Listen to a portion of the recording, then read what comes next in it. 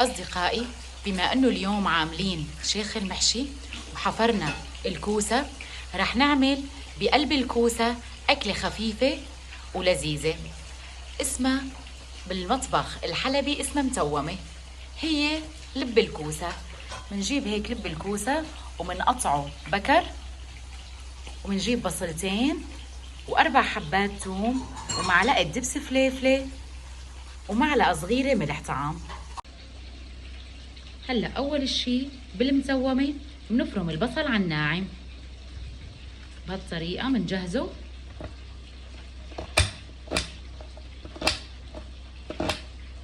تمام، نفرم على الناعم.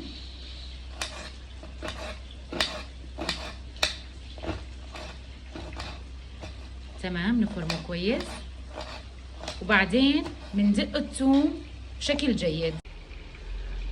هلا اول شي بطبخ المسومه او لب الكوسه بنحط بالطنجره حوالي فنجان زيت زيتون وبنحطه على النار، وبعد ما بنكون فرمنا البصل على الناعم بنحطه فوق زيت الزيتون. تمام، ونعيفه مشان يتقلى ويصير لونه زهر.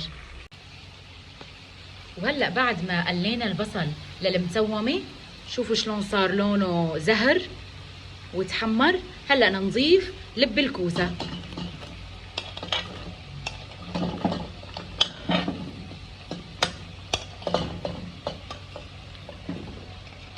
هيك تمام تمام.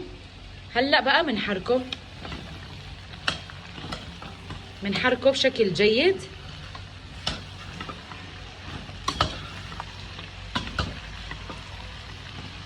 بنحركه مع البصل وبنعيفه على النار لبين ما لب الكوسة يدبل.